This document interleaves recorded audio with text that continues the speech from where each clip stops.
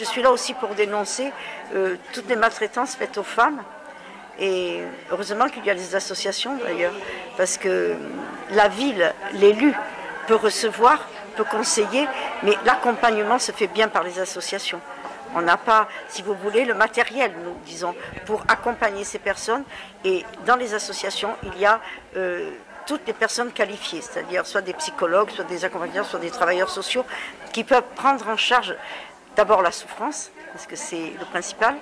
Et nous, la ville, nous essayons de prendre en charge l'aide matérielle de ces femmes. Donc, et avec le Centre communal d'action sociale, et avec l'État d'ailleurs aussi, et avec la CAF lorsqu'il y a des enfants, et avec le Conseil général.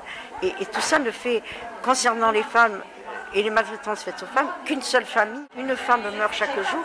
C'est bien à vous à dire que les violences ne sont pas dénoncées, même s'il s'agit d'une gifle, d'un petit coup, que les violences arrivent à notre connaissance lorsque ça passe par l'hôpital, la police et souvent la morgue. Voilà. Et ça, c'est dramatique parce que l'enfant a besoin de ses deux parents.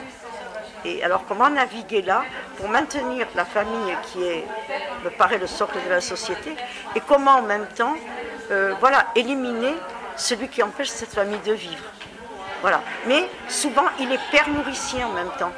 Donc la femme hésite parce qu'elle se dit je n'ai pas de travail, si je le dénonce, je n'aurai plus de logement, mes enfants, comment ils vont faire? Donc pardonne. La formation, elle va être orientée vers des personnes qui travaillent par exemple dans des associations qui font de l'accueil. Comment écouter une personne?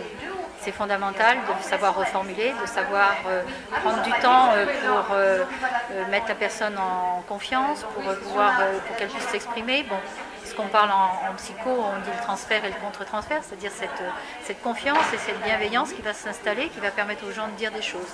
Donc la formation, ça va être une formation à l'écoute. Par exemple, il y a Madame Sylvestre qui vient pour l'enfant demain, qui nous demande une formation à l'écoute.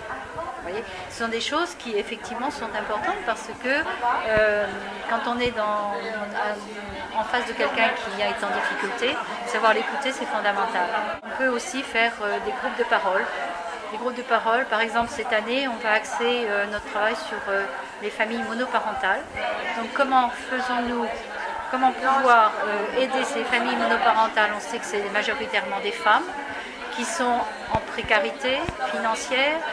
La plupart du temps, le père n'est plus vraiment très présent.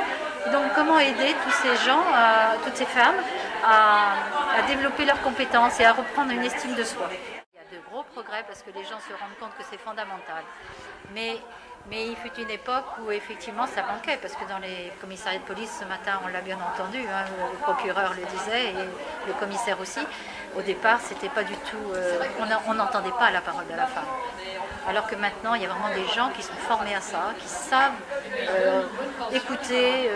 Et pour moi, c'est fondamental de savoir écouter les gens.